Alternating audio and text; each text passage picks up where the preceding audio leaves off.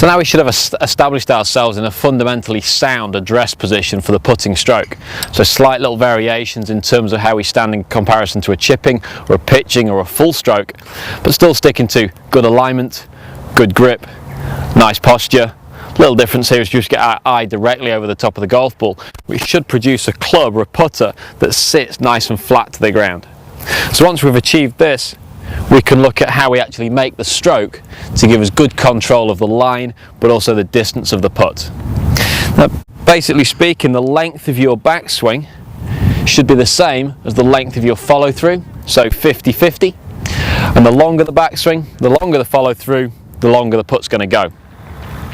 So if we set up in a normal address position with a good grip and use the shoulders to give us a backswing motion, if I take it back out to my foot on this side, I should be taking it through just slightly past my foot on this side, because don't forget the ball isn't sitting directly in between my feet. But let's say we go back by 6 inches this way, we come through by 6 inches this way, and that should give me a nice distance of putt. If I take a longer backswing, I take a longer follow through also. That means that my club isn't decelerating. Similar to what we talk about in chipping and pitching, we desperately want to avoid decelerating as we hit into the golf ball. When it decelerates, it gives us very inaccurate distances and very inaccurate club face angles, because the club isn't being powered through impact.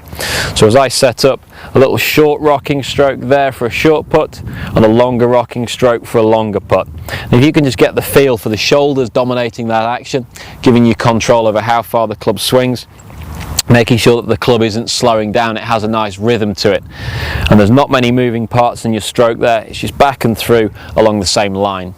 So now when I turn side onto you this way, setting up so my eye is over the top of my putter here, my feet are aiming parallel left of the hole, I'd like to see the club as much as possible travelling a straight line back and a straight line through.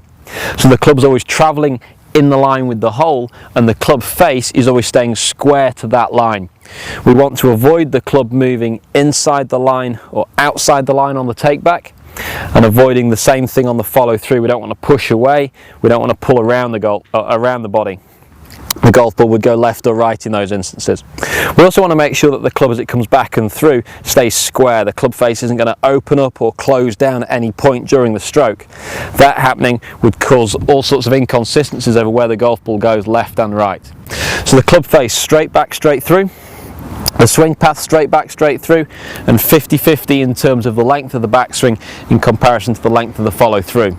So if we try and roll this one towards the hole, now it has a little bit of a break on it, this putt, so we're just going to hit it left edge of the hole, nice and firm, slightly up the hill, and see if we can hole this one.